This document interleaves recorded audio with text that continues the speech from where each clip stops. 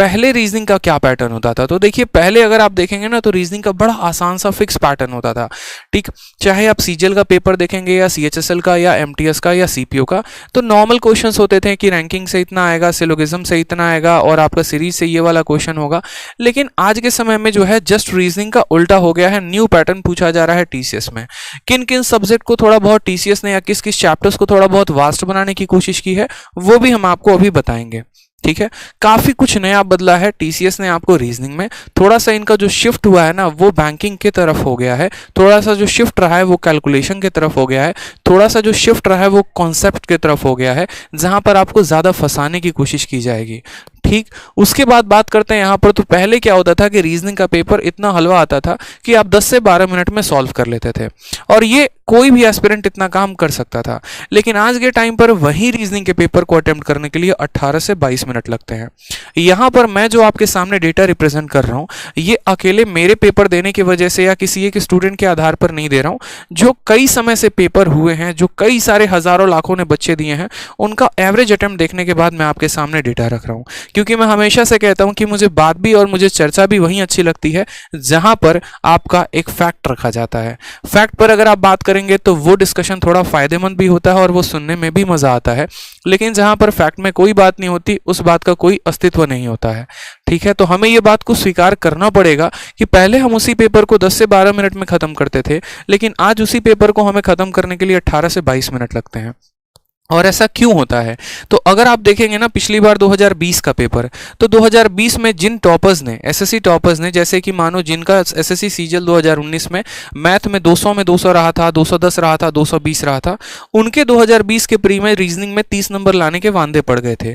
35 number बहुत top scorers के आए थे। ऐसा क्यों था? क्योंकि माइंडसेट हमारा एक बन गया था कि यार हम तो पेपर को 10 से 12 मिनट में खत्म करके आ जाएंगे। लेकिन जब वो चारे यहाँ पर पेपर देने गए तो पता चला कि यार पेपर जो है वो तो काफ़ी लेंदी आ रहा है। उसके चलते क्या होता है, नर्वसनेस आती है, और नर्वसनेस आती है तो पेपर क्या होता है, खराब होता है। सभी बातों पर हम चर्चा करेंगे। साथ में यहाँ पर जो अभी एवरेज मार्क्स जो आ रहे हैं ना वो आपके 30+ आ रहे हैं, ठीक है। और बहुत बच्चा सोचता है यार रीजनिंग जैसे सब्जेक्ट में अगर 30+ आ रहे हैं तो किस बात का मैं स्टूडेंट हूँ, किस बात का मैं एस्पिरेंट हूँ। तो इसमें आपको घबराने की ज़रूरत नहीं है। ये सिर्फ आपके साथ केस नहीं है मेरे भाई, हर किसी के साथ ऐसा केस हो रहा है। तो इसका सॉल्यूशन भी क्या होगा हम उस पर भी बात करेंगे, परेशान नहीं होना है, ठीक है।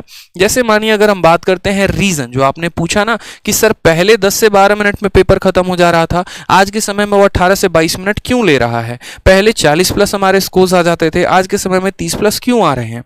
तो रीजन है यहाँ पर ये 2 पॉइंट। पहला रीजन है 5 से 7 बढ़िया सवाल। बस टीसीएस का थोड़ा बहुत अगर आप पैटर्न को अच्छे से, अगर आप 10-12 शिफ्ट को भी एनालाइज कर लें प्रत्येक साल को, तो आप देखेंगे कि कुछ ज्यादा नहीं बदलाव है।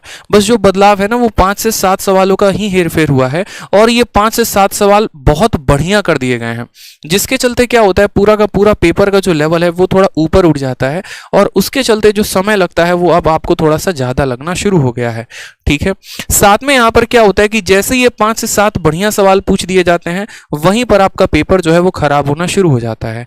आप नर्वस होना शुरू हो जाते हैं, नर्वस होना शुरू होते हैं तो वहीं पर आपका समय लगना शुरू हो जाता है, ठीक है। इसीलिए मैंने यहाँ पर एक पॉइंट भी लिखा हुआ है कि प्रिपरेशन चाहे कितना भी अच्छा हो, लेकिन अगर शुरू में फंस गए तो कोप अप भी नहीं हो पाता है पेपर के दौरान। ये पॉइंट बड़ा ध्यान से सुनिएगा, दोबारा से देखिए यहाँ पर मैंने क्या लिखा है कि प्रिपरेशन आप चाहे कितना भी अच्छा क्यों नहीं कर लेते हैं, लेकिन अगर आप शुरू के ही सवालों में फंस जाते हैं, शुरू के सवालों के साथ ही आपका दंगल हो जाता है, तो उसके बाद आपको बाकी के जो सवाल होते हैं पेपर के दौरान में उनसे साथ कोप अप करना बड़ा मुश्किल हो जाता है। फिर वहां से अपने आप को लिफ्ट करना, वहां से वापसी करना, ये बड़ा मुश्किल हो जाता है।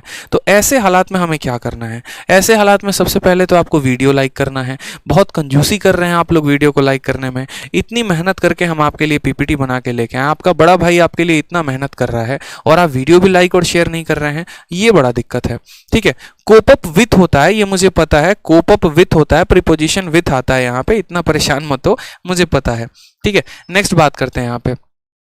नेक्स्ट यहाँ पर कहा गया है, तो देखो यहाँ पर रीजन जो आ रहा है, ये 5 से 7 बढ़िया सवाल जो पूछे जा रहे हैं वो कहाँ से पूछे जा रहे हैं।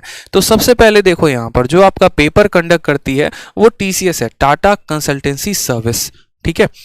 तो बात करते हैं यहाँ पर टीसीएस के फेवरेट के बारे में। तो देखो, जैसे कि एनालिसिस के दौरान पाया गया है कि रीजनिंग में जो सबसे ज़्यादा फेवरेट आ रहा है क्वेश्चन, या जो सबसे ज़्यादा घुमावदार जिसमें बच्चे को फंसाया जा सकता है, वो ऐसे सवाल हैं, साइन इंटरचेंज। जैसा कि आपने अगर सीजीएल का पेपर दिया होगा, या फिर आपने सीएचएसएल का पेपर दिया होगा, या आपने सीपीओ का पेपर दिया होगा, तो उसमें देखा होगा साइन के इंटरचेंज के काफ़ी क्वेश्चन पूछे जा रहे हैं कि यदि हम प्लस को माइनस के साथ बदल दें और इस संख्या को इसके साथ बदल दें तो हमारा सवाल क्या होगा। इसमें नया क्या है, तो इसमें नया ये भी है कि पहले वो 1 अंकों तक सीमित होता था, अब यहाँ पर 2-2 अंकों वाले सवाल भी पूछ दिए जा रहे हैं। पहले यहाँ मल्टीप्लाई डिवाइड तक ही वो सीमित था, लेकिन अब इसमें बॉड मास का अच्छा नियम लगाया जा रहा है। तो देखो भाई, जब आपके सामने ऐसा क्वेश्चन आए ना, और पेपर में जब आपके सामने ये क्वेश्चन दिया गया हो, तो वहीं पर आप ये बात समझ लीजिएगा। अगर आपको देखने से लग जाए कि बन रहा है तो ठीक है, नहीं तो आप स्किप करके आगे बढ़ जाइएगा। ठीक है। नेक्स्ट बात करते हैं यहाँ पर सीरीज के क्वेश्चन। देखिए, थोड़ा सा जो सीरीज है ना, वो थोड़ा सा अपने आप को शिफ्ट होकर कहाँ लेकर गया है, तो बैंकिंग के पैटर्न पर लेकर गया है। पहले जो सीरीज बड़े प्यारे प्यारे आसान से आते थे, ठीक है, जहाँ पर एक ऐसा भी मैंने क्वेश्चन देखा है प्रीवियस ईयर का, 2 है, 4 है, 6 है, तो अगला क्या होगा, 8 होगा। इस तरीके से ऑप्शंस आपके दिए गए थे। लेकिन अब सीरीज ऐसी है जहाँ पर आप क्यूब, स्क्वायर और 10 तरीके के प्रॉपर्टीज को लगाकर हार जाएं, तब भी सवाल आपसे ना बने। ठीक, इन सब के सॉल्यूशंस भी हम बताएंगे। अभी मैंने क्या लिखा है यहाँ पर, रीजन लिखा है, और इनका सॉल्यूशन भी क्या है वो भी हम आपको बताएंगे, तो परेशान मत हो। पहले मुझे बीमारी बताने दो, फिर मैं इलाज भी बताऊंगा कि उसका इलाज क्या है। तीसरा यहाँ पर कोडिंग डिकोडिंग। कोडिंग डिकोडिंग को तो भाई साहब ऐसा रगड़ा गया है ना पेपर में। आपने विक्रम सर की क्लासेस अटेंड की है, वो सारा का सारा बात आपको बताते हैं। क्या होता है कि पहले कोडिंग डिकोडिंग बड़ा सिंपल पूछा जाता था, अल्फाबेट के जगह पर उनके नंबर के आधार पर कोडिंग की गई होती थी। लेकिन अब जो कोडिंग डिकोडिंग आ रहा है ना, उसमें वॉवेल की जो है वो अलग कोडिंग की जाती है, जो है कॉन्सोनेंट की अलग कोडिंग डिकोडिंग की जाती है, और ये बच्चा पकड़ नहीं पाता है।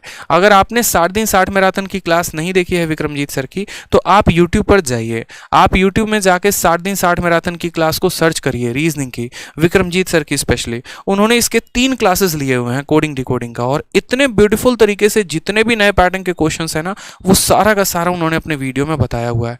कोडिंग डिकोडिंग के ये 3 लेक्चर्स हैं, और उसको अगर आप देख लेंगे तो आपका ये वाला पूरा का पूरा क्वेश्चन भी समझ में आ जाएगा क्या पूछा जा रहा है, और उसका तोड़ भी आपको समझ में आ जाएगा कि उसको तोड़ना कैसे है।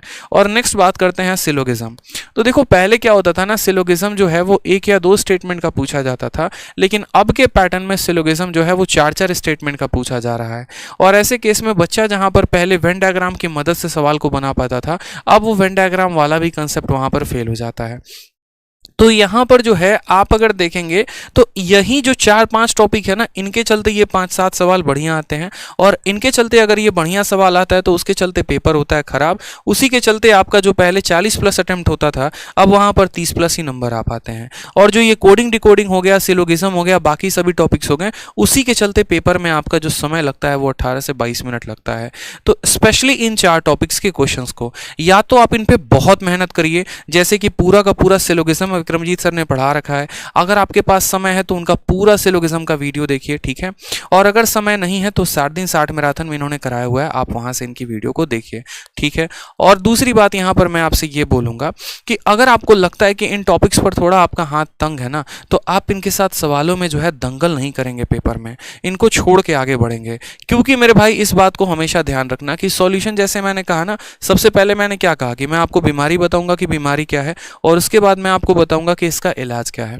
तो इसका जो इलाज है वो ये है कि आपको ये आर्ट ऑफ स्किपिंग आना चाहिए, ठीक है। बहुत बच्चे पता है क्या सोचते हैं, बहुत बच्चे उसको दिल पे ले लेते हैं, ईगो पे ले लेते हैं। अरे ऐसे कैसे, हम सीजीएल वाले बंदे हैं, 200 में 200 मैथ्स में लेके आए हैं, रीजनिंग का सीरीज का सवाल ना बने तो हमारे ऊपर तो ये धब्बा है। लेकिन मेरे भाई ये कोई बड़ी बात नहीं है, इसको दिल पे लेने की जरूरत नहीं है। इस बात को समझिए, असली राजा या असली योद्धा वो नहीं होता जो हर वक्त जो है कितने भी दुश्मन हो या कितने भी यहाँ पर योद्धा हो तो उसके सामने जाके खड़ा हो जाए, अब बोले ऐसे कैसे, हम तो बहुत बड़े योद्धा हैं, पीठ दिखा के नहीं भागेंगे। बात पीठ दिखाने की नहीं है, बात यहाँ पर यह है कि रणनीति क्या है। असली योद्धा वो होता है जो सही रणनीति के साथ लड़ता है। अगर उसके सामने 1000 दुश्मन है तो वो उसको परस्त करेगा, लेकिन अपने तरीके से अपने सही समय पे करेगा, वो असली योद्धा होता है, ठीक है। हर वक्त जाके तलवार लेके खड़े हो गए ना तो वहीं पर आपको काट के फेंक दिया जाएगा, इस बात का ध्यान रखिए। तो जबरदस्ती जो है सवालों के साथ दंगल मत करिए, नहीं तो वही बात होगी, 18 से 20 मिनट लगेगा, 20 से 25 मिनट लगेगा, पूरा का पूरा पेपर होगा बर्बाद, ठीक है। तो क्या करना है, आर्ट ऑफ स्किपिंग करना है। जैसे मेरे भी 50-50-50 आए, मैथ में भी 50, इंग्लिश में भी 50, रीजनिंग में भी 50। शुरू में मैंने भी रीजनिंग के 4 सवाल छोड़ दिए थे। मैंने क्या किया था कि मैं जब लास्ट में आऊंगा ना तब इन सवालों को मैं अटेम्प्ट करूंगा, मैं शुरू में नहीं करने वाला। ये आर्ट ऑफ मेरा स्किपिंग था और यही रीजन था कि बाद में मेरे पास इतना समय बच गया था कि बड़े प्यार से वो सभी सवाल बन रहे थे। शुरू में मैं बहुत माइंड लगा रहा था क्या सीरीज है, क्या नहीं है, क्या नहीं है, लेकिन वो बन नहीं रहा था। क्यों? क्योंकि टाइम का प्रेशर था। लेकिन जब मेरे पास लास्ट के 10 मिनट बचे हुए थे, सवाल सिर्फ 4 थे, तो आप दुनिया का कोई ऐसा तरीका ढूंढ ही लोगे जिससे आप उस सीरीज के क्वेश्चन लगा पाओ। तो इसीलिए समय बचा के चलना है। साथ में यहां पर ये बात के लिए स्पेशली प्रिपेयर्ड रहना है, मेंटली प्रिपेयर्ड रहना है कि 3 से 4 सवाल तो आपको रीजनिंग में छोड़ने ही छोड़ने हैं। 3 से 4 सवाल तो आपको छोड़ के ही जाने हैं, इस बात का ध्यान रखिए। ठीक है, जबरदस्ती दंगल नहीं करेंगे। जबरदस्ती दंगल करने का नुकसान आप देखेंगे, आपका समय बढ़ेगा, समय बढ़ेगा तो आपका पेपर खराब होगा। ठीक।